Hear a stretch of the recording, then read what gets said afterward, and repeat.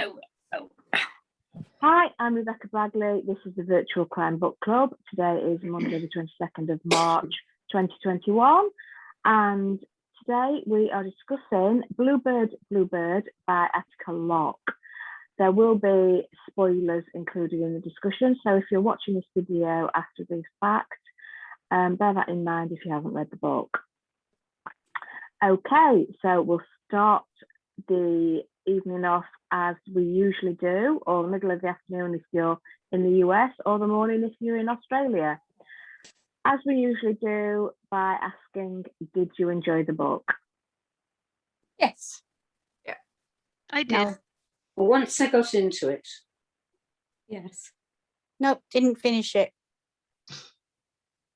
Okay, so once you got into it, so we'll start, did it take some getting into?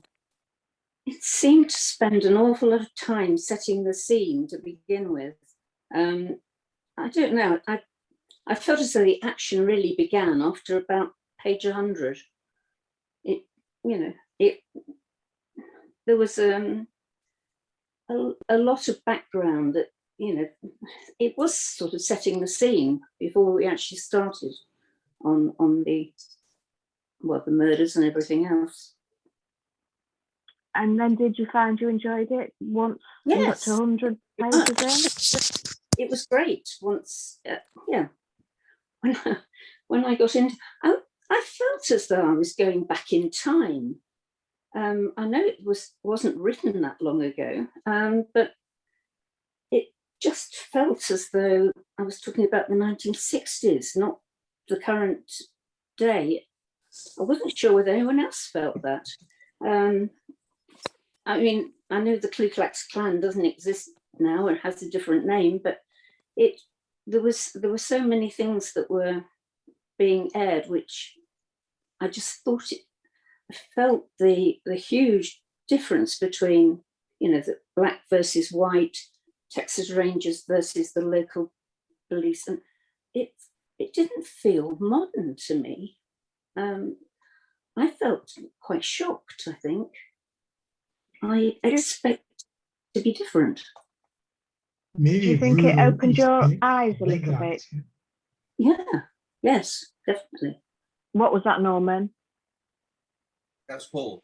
That was Paul. Oh, sorry, that was Paul, maybe was it? rural East Texas is still quite like that, Really? I mean, the size of Texas in these states, it's 200 miles away, is just up the road. And Yeah, I realise that. Yes, Yes, it certainly opened up my eyes, made me much more aware of, prejudice, I think, as much as anything. That really came across. I absolutely love this book because I think there were two things going with it. Not only was it a murder mystery, but it was very much a meditation on being loyal, on race and one's roots. And the first 100 pages dealt with the second theme. Then the murder mystery came into it as well. I thought it painted an absolutely fantastic picture. I enjoyed it on both levels. I thought it was very clever and the way it was intertwined. And you really felt the prejudice there. I mean, I've been over to redneck country, and this is very much still like that to a large extent. A bit peculiar, but no, I thought she really got the beat of everything that was going on. I really enjoyed it from start to finish. Lynn, you said you didn't finish it. Sorry, Vera, Lynn mentioned that she didn't finish it. I'll come back to you. Lynn, you said you didn't finish it. Jacqueline said she didn't enjoy it up to 100 pages. Did you get that far? No, I didn't. I said it took a long time to get into it for me. Did I get that far? Yeah, I think I'd read about over a quarter of it, and I just wasn't enjoying it. And I got to the stage where I thought, I'm not going to read a book I'm not enjoying. Life's so short, you know what I mean? So perhaps I should have carried on. I don't know, but I didn't. I left it. I even talked about it to you, didn't I, Jackie? So it just wasn't. I don't know. I very much like books set in here and the places I know, and I think that probably had it against it as well. I'm not very good when it's other countries, if you know what I mean. I like, or if it's another country, it's perhaps got to be somewhere I've been. I'm a bit insular like that, but you know, maybe that's what it had against it. I don't know. I felt I should read it. That was the thing. I felt I ought to read it. I felt that it was important probably to read it, but I didn't want to. Do you understand what I mean? Okay. Yeah. You know, I thought, no, perhaps I'm rebelling. I don't know. Okay. What were you going to say, Vera? Hi, first, it's the first time I'm joining this group. I'm joining you from Hello, Portugal. welcome. So Welcome. yeah, thanks. I'm from Lisbon. Right now I'm in the seaside, not in Lisbon, but I love lovely. crime novels. So I was actually looking for a book club that was discussing crime novels. So I found yours. So I'm joining you for the first time I'm today. really glad you did. I actually think exactly the same. I had the same feeling as Jacqueline. I treat you by Jacqueline. I felt that the book was set like in the 60s or the 70s. It felt Yes, I something felt that that, was, yeah, for me it was very shocking. All these race issues. It was, okay, it's the US and you probably expect something a bit different from Europe, but still, and okay, and everybody's carrying guns. That was just too much. And I actually felt that all the issues were really, they should not be an issue now, like 5 years ago when the book is set. So it was quite shocking that in that sense. But I enjoyed it. Yeah. I did I think that, sorry, Now go on. I was going to say, I did think that there was too much of the race put into it, so that it all, you know, it would almost have been a better story if the like plot of it was more central, whereas I felt that race was more central to how it was written, and it did become a bit belabored after a while. You know, we got the idea that there was this color divide, and you know, I haven't been to the States very often, but you know, God, and then just before about 97, I think I was in Colorado, and all these little back roads, if you know what I mean. And it did feel very much like that these small towns are so insular that they do just remain as they are and don't, you know, they're not cosmopolitan. And certainly in Colorado, everybody had guns. You used to have signs up saying, check your guns in before you went into a bar or something. You know, so I could see that side of it. But I do wonder whether Attica Locke had just kind of had overdone the side, not they're not side issues, they're very much prominent issues, but because they were so belabored, they got a bit repetitive.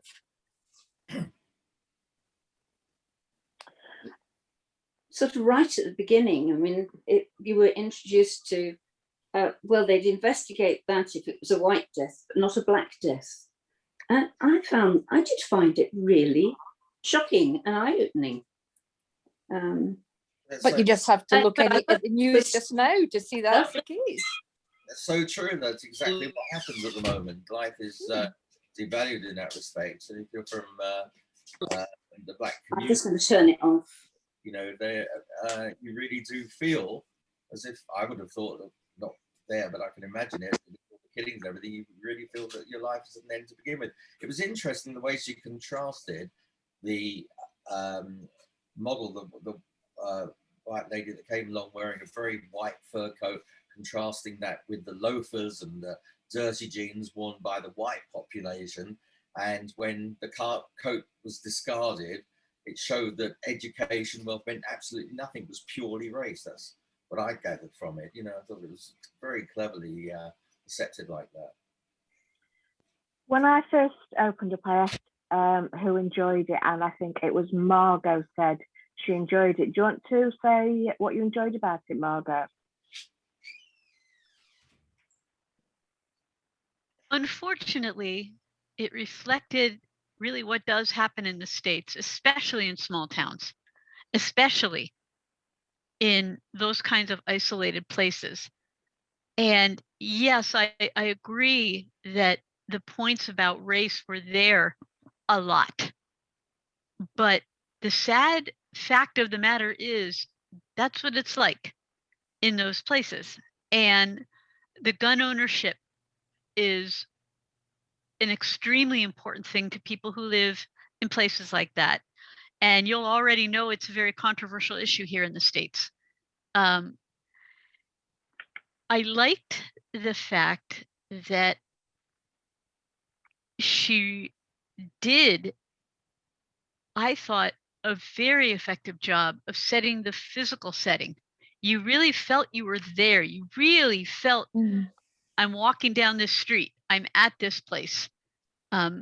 She wove it very well. And there's a good argument that maybe she went on too much about one thing or another, but I really feel she's quite gifted at setting the physical setting and the cultural setting. Do you think it's difficult reading this book because it's written by a young African American woman dealing with the issues of her community, and we are a group of white people reading the book and looking outside into somebody else's experience? Do you think that makes it difficult? It didn't make it. Oh, go ahead. I'm sorry. Sorry, I'm going to say it doesn't make it difficult. I think it's just such a shock to realize that there are still communities who live like that. It don't didn't live detract from the plot, though. The plot was incredible. Yeah, I didn't find it difficult at all. In fact, I was glad that the author is speaking about her own community. It rang more true, it felt more authentic, and it felt as though I were listening to an honest voice about experiences I have never had and never will. So it didn't make it difficult for me to read the book. I felt like I was learning. Yeah.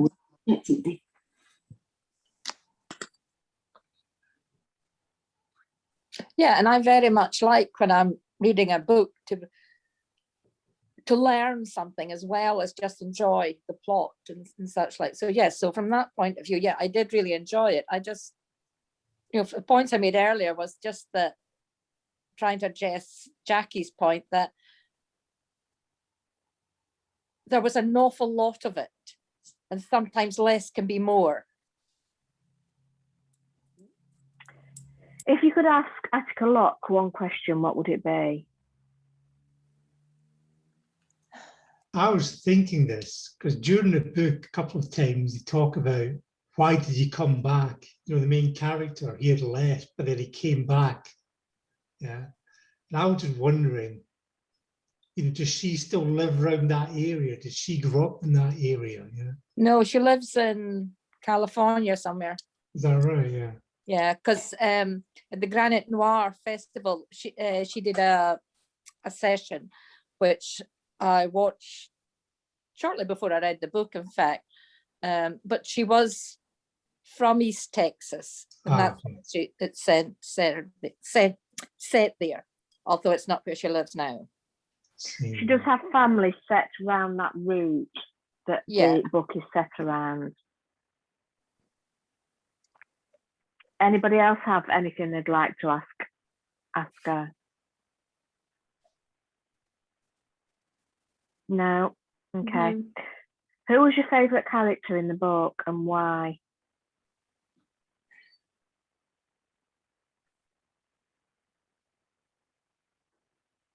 I don't think it was a book that lent itself to having a favourite character. They were like characters in their own right, but there was nobody who struck me as being that appealing that I'd want to spend time with them. some characters were interesting. I liked Geneva. Yeah, they were interesting. It's okay, she went through a lot and she was still a tough lady running her own cafe, and I don't know. Geneva. Yeah, I like Yeah. Geneva because she lost so much and she was still okay, going about her life and running her cafe and trying to make ends meet and things like that. So yeah, I liked her. And she was bringing the pies to the husband's grave and everything, and I thought it was funny. Yeah, but the characters are not very likable, but it's true, they are probably too real, or they have lots of failings, so yeah, lots of flaws, so it's difficult to just love them. But yeah. Yeah, but I think that does make them more realistic, because I think that when you grow up, particularly the characters in that area, when you grow up in that area, it makes sense that you'd come out a certain way. So even though I didn't like the characters in terms of, oh, I want to have lunch with this person, I could see why they are the way they are. And I thought that was authentic. I'd agree with that. I thought it was clever from the point of view of the main character, the Black Ranger. First of all, from my eyes, that would have been a contradiction in terms. And I made a note of what one of the things he said, which I think sums up for the book for me. He said that he didn't want outsiders to view the place as a place with no justice for black men. He says the badge was to say, this land is my land too, my state, my country. I'm not going to be run off. I can stand my ground. And I think that was the theme. And it came through very much in the whole of the writing. I thought it was incredible in that respect. It really did bring back a feeling of it. It was very uncomfortable to see it, but I can understand it now. It was an educative experience to understand what someone from the Black American race would feel in the southern states. It came out very clearly. And also the two subjects were highly educated, the girl and the ranger. And they were able to express themselves clearly, and I think that came out very well in the book. I think you're right, and I really like the way the local characters more than once sent the message, you don't live here, you don't have to deal with this, so don't come in here now doing this and telling us that. You're not the one who has to cope with this day to day. We found our way of coping. It might be very sad and even shocking, but I think it's realistic.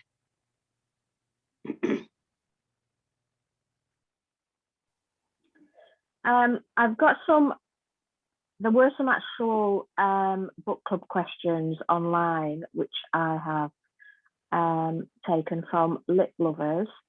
Was Darren right to have driven out to help his friend Rutherford Macmillan and file a report afterwards? In other words, where should Darren's loyalties lie? Rangers or with his friends? What are your thoughts? Justice should be blind, you know. He shouldn't have done it. Yeah. But he shouldn't have taken the gun and hid it in his garden at the end for his mum to find. Yeah. He should have went there, prevented the incident, maybe written up a report about it,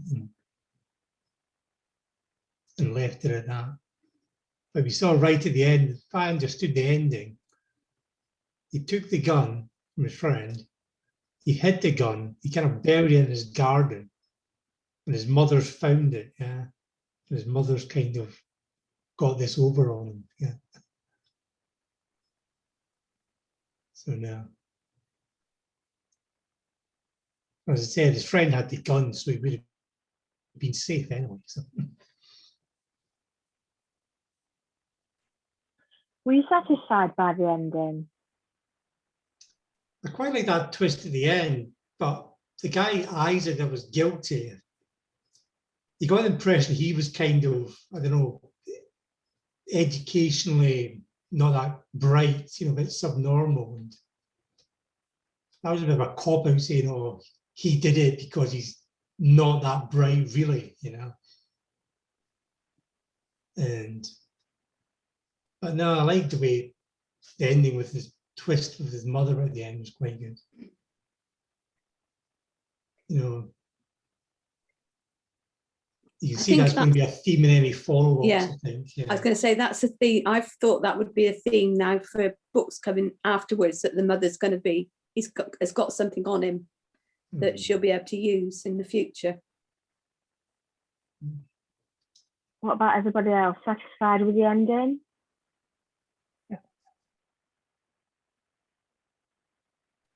Yes, I mean, I think a lot of novels almost kind of don't know how to end, and they can almost feel a bit of a disappointment. But then because you have this twist right at the end, it doesn't feel like this abrupt ending or a cop out.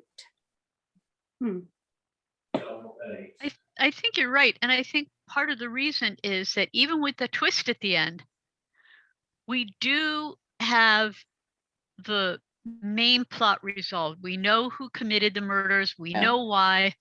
And I appreciated the fact that Locke didn't do a lot of narrative or even discourse, for the matter of that, explaining everything. Well, this did that, and this person said that. That can get a bit draggy. But we find out the answers to the big questions, and the twist at the end is, I think, an excellent setup for the next novel. I think there is already a second novel, right? Because when I bought it in the Kindle, it said the first of this Highway 59 series. So yeah, I like the ending. I think it's nice to not to have a very lovely, fully wrapped ending. At least you are like wondering and what will happen now. And I think it was a nice twist. Would you read the next book in the series then? Yeah. I would. Yeah. Yeah. Yeah, at some point, yeah. Mhm. That's The only most of problem you is then, there's too many books to read. isn't there, just? Yes, definitely. So, any other thoughts on Bluebird Bluebird?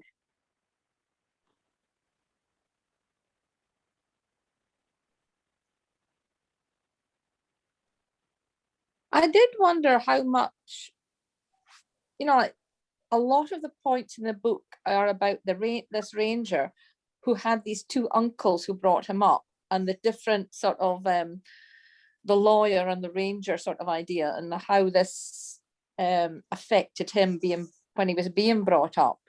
And I wonder if that's something else that's got to go on to be developed, or whether that's setting the plot for how he looks at life.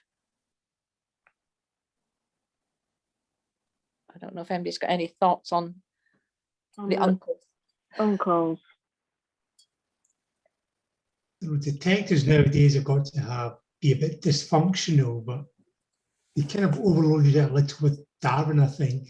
They made him, he's kind of separated from his wife, which you see quite a lot in detective novels. He's a drinker, which you see quite a lot. And now he's got his mother, problems with his mother as well. It's kind of got a lot on his plate, yeah. And did you have sympathy for his wife? For the way she looked at things? You mean She married a lawyer after all, and with a regular hours and steady job. I actually like that about the depiction of her character. In some ways, yeah, she's not a sympathetic person, but in other ways, you can really sympathize with her. Hey, this is what she thought was happening. She's not doing anything, if you look at it, terrible and awful and everything like that. She's trying hard to live her life as best she could. It's not the life that she thought she would have. And as she puts it herself, I don't like the drinking. She's troubled by his behavior, and quite honestly, some of the things he does, I would be troubled too. I don't think that Locke set her up as the bad guy. So there was sympathy for Lisa. Yeah.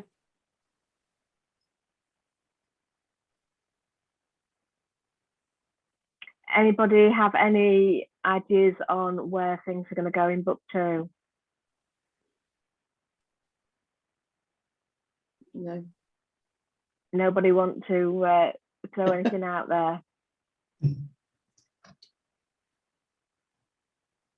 No.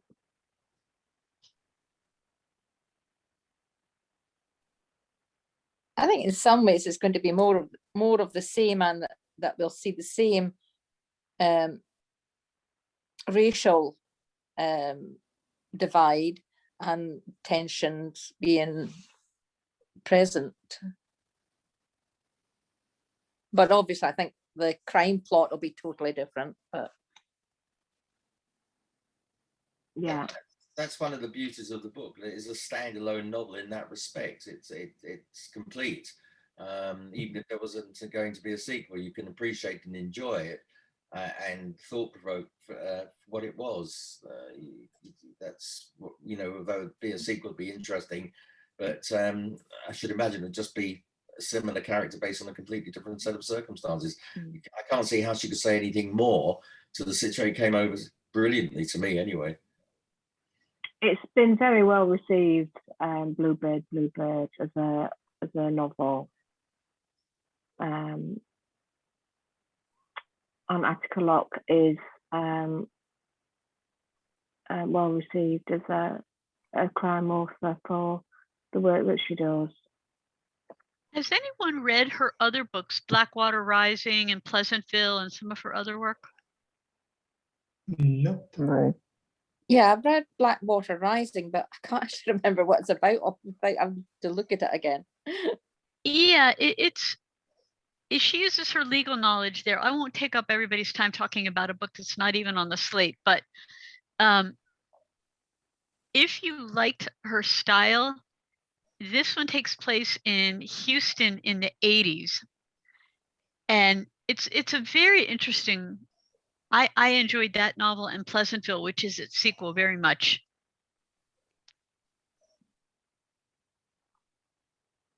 For a non-native speaker, it's not the easiest novel to read because all the descriptions are very rich, and she has lots of details. She adds lots of details everywhere, so it's not the easiest book to read. But I thought it was very well written, and I enjoy all the scenery setting and all the, because she really describes the places and the people and the feelings very, very thoroughly. But for me, it wasn't the easiest novel to read, obviously. But that's a language barrier thing, is it? Yeah. But yes and no. I mean, I'd have to say that because I don't really know what East Texas is like, that reading some of these descriptions was, you know, I didn't really know what, I couldn't imagine what a bayou was. You know, I'd have to go and look it up. Yeah, you know, so that it's not just a language barrier. I think sometimes just if you were to read in Portuguese of a completely different setting, it can be quite difficult to cotton on to exact all the details. Yeah. She's a very descriptive writer. I really felt as though I could be inside that shack. I could visualize everything. Exactly. She's really good. I mean, I did. I felt as though I was there. Yeah. But I do get the point about it being difficult for a non-native speaker. And it makes me wonder, does anyone know if this book or its follow-up is translated or going to be? Yeah, I don't know. No idea. I honestly, maybe it's because I'm a language person. I'm fascinated by that, and I just wonder how you would take some of that and translate it when a lot of it is subtext and some of it is subtly nuanced. So it'd be really not so easy to express in another language. It just makes me wonder. I'm sure she will have some translation deals, but I don't know. Sorry, I just looked up on Amazon and there's actually a Portuguese version. Yeah, Really? there is. Yeah. I'm pretty sure. Yeah, I try to read the books in their original language, and because I read lots of crime novels, I read a lot from UK authors and US, and I buy everything in my Kindle, so I actually read everything in English, which is fine. But yeah, some things are more difficult to get. I'm just in awe of you. I think it's Able to do that. you lose a lot when you read something that has been translated. It's true, because there are lots of nuances, there are lots of things that you use in your original language that will not translate very well. So you lose a lot. That's why I prefer to read everything in the original language. English, obviously. I can read a bit of French, but that's it. And Spanish. Wow. The rest I need to read in the translations, obviously. Okay, anybody got anything else they want to say about Bluebird Bluebird? It was, on the whole, enjoyed by the majority. I think I Well must be a very received. shallow reader. I think it's probably me. Not all books are for everybody, though, are they? We can't all enjoy the same book. I thought it was a worthy book, and I'm not sort of,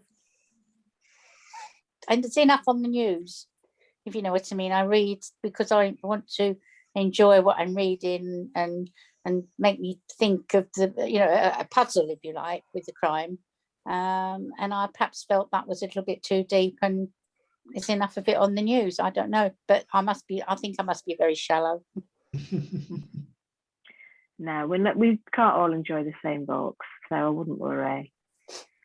I would read the sequel. I did. I said I would read the sequel. Who, me or you? No, me. I said I would read. You would read the sequel. Mm. Yeah. Yeah.